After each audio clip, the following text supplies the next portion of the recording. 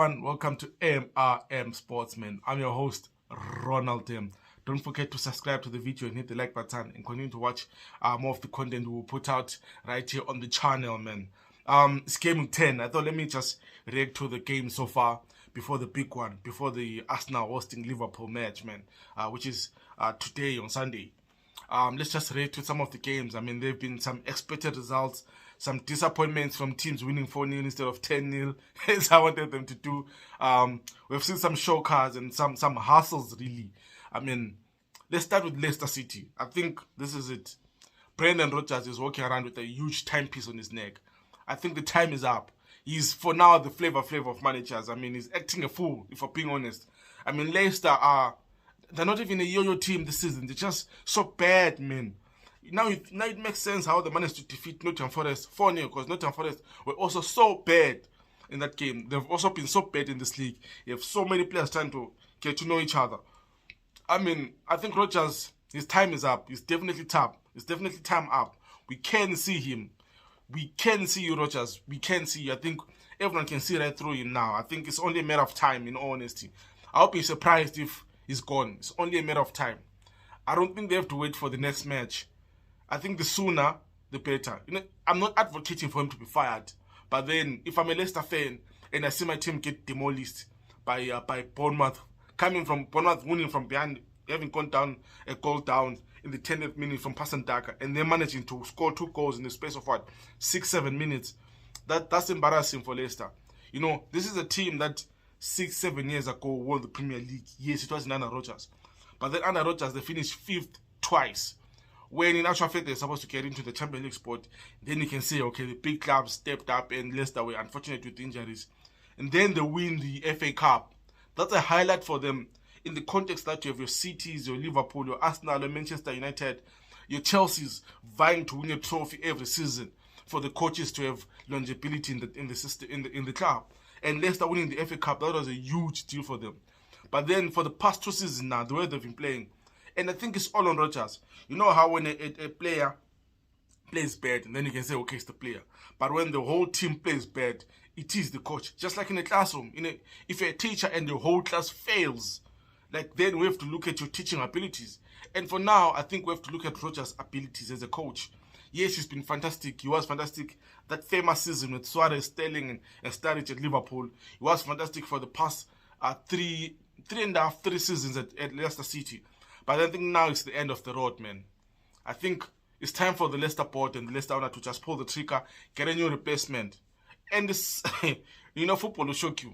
I think it was this time last year, Brendan Rodgers was being tipped for the Manchester United job when what's his name?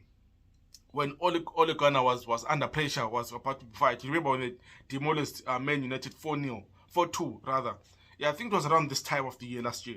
And was being tipped to step up to Manchester United and take them to the glory days once again. But now I think for me, it's time. It's time for Rodgers to go, man.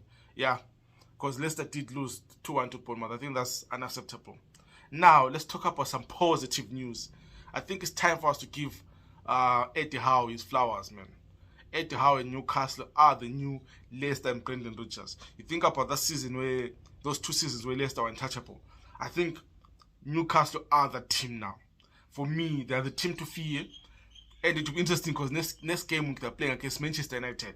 That'll be a difficult match for United. That'll be an absolutely difficult match. And you think how Newcastle scored 9 goals in their last 2 games. I mean, if it was Chelsea doing that, we'll all be singing praises. If it was Arsenal doing that, United under Ten Hag doing that, it was Klopp doing that, winning 2 games in a row, scoring 9 goals, we'll be saying Liverpool are back. And I think Newcastle now we have to fear them. If you support any Big 6 team, we have to fear them. We saw the 3-0 draw against Man City, and we all felt like Man City had to fight for that 3-0 draw. They were lucky to get that 3-0 draw. Newcastle could have easily handed them their first defeat. We saw how Liverpool snatched it very late, controversial against Newcastle. I think now we have to fear Newcastle. If it was Spurs have to fear Newcastle the way they're playing. Chelsea definitely, especially away from home. If Newcastle at home, we've never had good results there. Manchester United, they have to fear Newcastle. Arsenal, this will be a huge test. In as much as they have a test this weekend against Liverpool, Newcastle will be a huge test for them. I think for me, Rodgers, you know what's impressive with Brendan Rodgers? Yes, the money is coming, the backing is coming, but then the players which he found there in the team, your Almirons, your Wilsons, there's this guy, let me just look for his name fast, the Brazilian, let me just look for his name fast, Joelinton, the way he's bossing that midfield. I mean, you think of your Saint Maximin, yes, he's been quite a talent, but then he stepped up. If you think of your Murphy, if you think of Willock, the one they signed from Arsenal, all those players now are playing high quality football, high octane football. I mean, Omaron is the perfect example. He's scraping 3 goals in 2 games. That's brilliant form, bro. So many teams in the Big Six, so many players in the Big Six don't have that stat at the moment. And I think we have to give it up to Ed Howe, man. He's going definitely to be challenging for Europa. For me, I think if I was a Newcastle fan, I would even be dreaming of a new Europa spot. If they don't get Europa, I would want them to even try and get the FA Cup or the League Cup. I think I haven't seen, in my history of watching the Premier League, I don't remember the last time I saw Newcastle lift a trophy. I think it's been a while and it's been years and years. I think you should definitely have a good run in those competitions. Try to win a trophy, get the fans believing that they are part of a big team now. And then also, get Europa League, Europa Conference at best. I think right now, if I was to put it between Newcastle and West Ham, I would slightly tip West Ham to finish better in a higher position. No, slightly tip Newcastle, to finish better than West Ham. Because they are exciting. If they can keep all their players fit, if Callum Wilson can have that extended run of being fit, then they're definitely going to beat almost any team in the Premier League, man.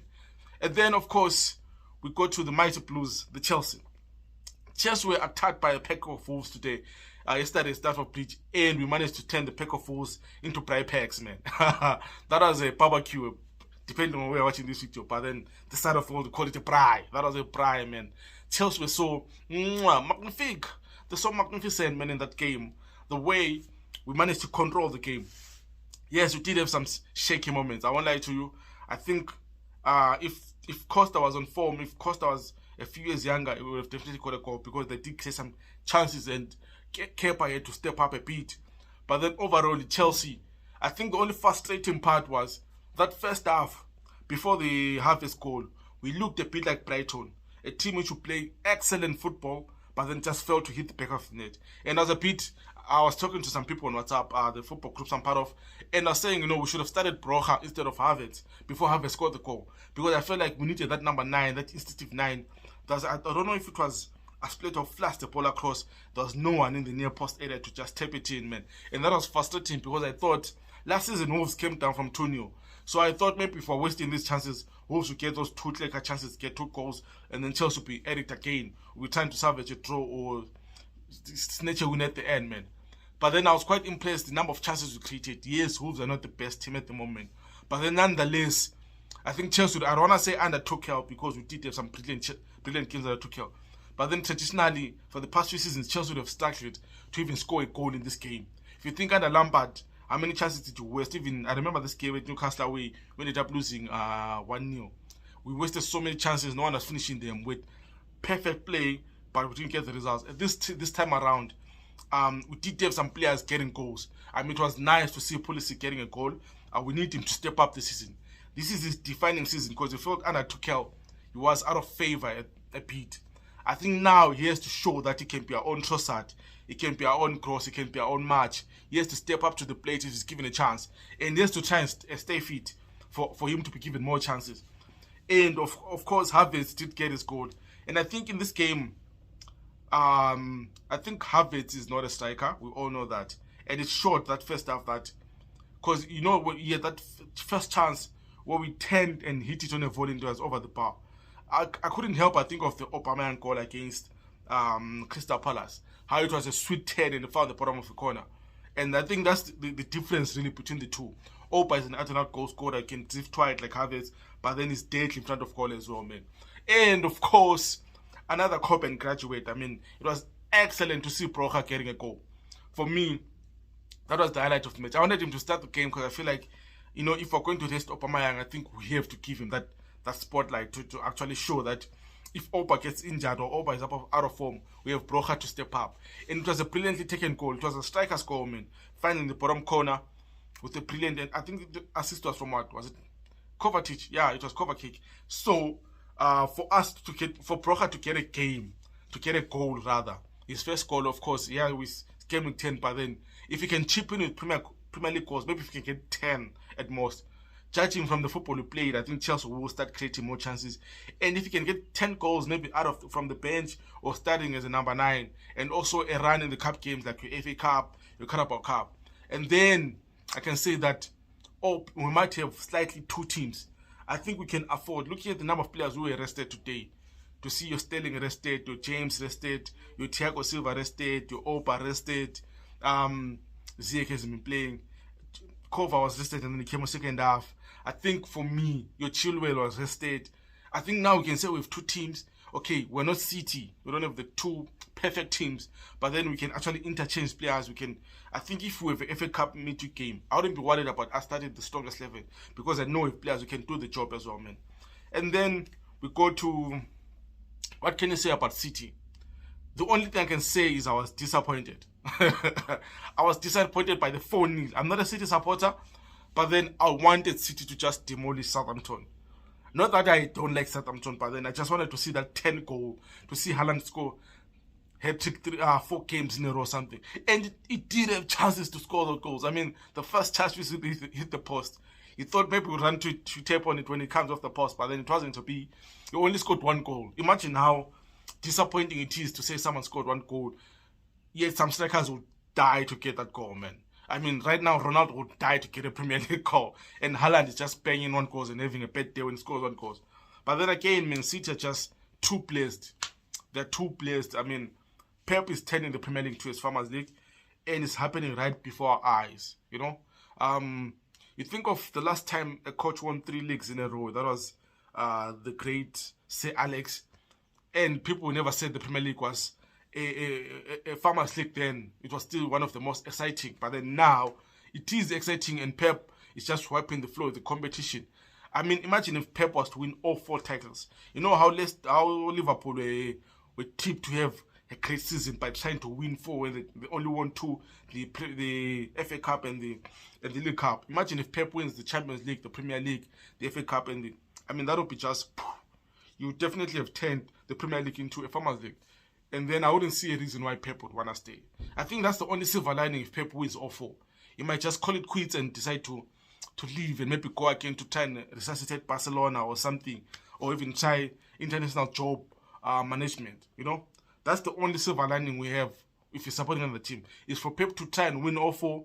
And then let's just hope his crazy self won't think, let me do it twice or thrice. It will be like, nah, I've done it all at City, I'm leaving. Then we can see your Chelsea's, your Spurs, your Arsenal try to also fight for the Premier League, you know. But then again, man, you think Almada started, Jack Grealish was on the bench, Gundogan didn't even come on, and Pep is slowly introducing these youngsters to actually try and also take some shape in the teams, man. It's quite scary, And then we also talk about Tottenham Hotspur versus Brighton. I mean, Spurs hustled for this one. First of all, my condolences to, I don't know his name, but then I saw he was part of the coaching staff. He has known Conte for a long time, man. As a Chelsea fan, I feel sorry for Conte. I know at times I give Conte, I banter Spurs and Conte, but then, of course, you could see Conte was emotional, and that was painful to watch. And I think the victory was just a sweeter moment for them as a club. And they had to fight for it. They had to hustle for it. They had to defend as a unit, man. I think what I was impressed with the most was their pressing from the front.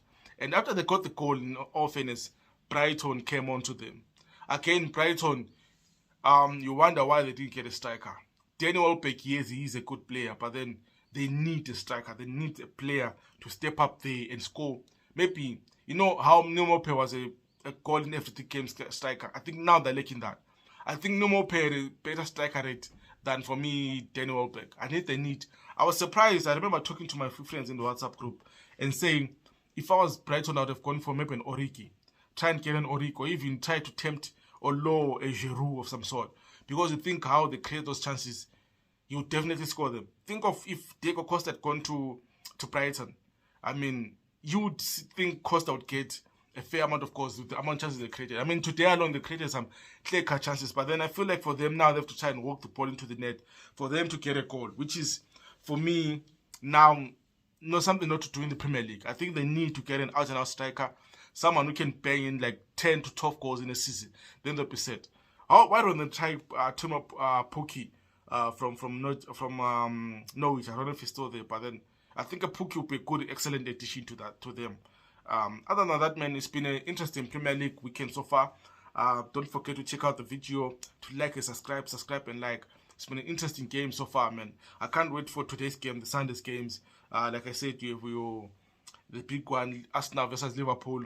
You have your Manchester United versus Everton versus Manchester United, and then also your Crystal Palace versus Leeds, your West Ham versus Fulham. I mean, those are big games, and would expect goals from them, man. Other than that, this has been fun. I'm your host, Ronald. Don't forget to subscribe to the channel and like the video, man. And tune out for more content. Get up the notification button on, man, so that whenever you drop content, you're the first to see it. I appreciate the love. I appreciate the support, guys. This has been a wonderful journey so far. I can't wait to do more of this. I'm signing out. This is Ronald. Cheers.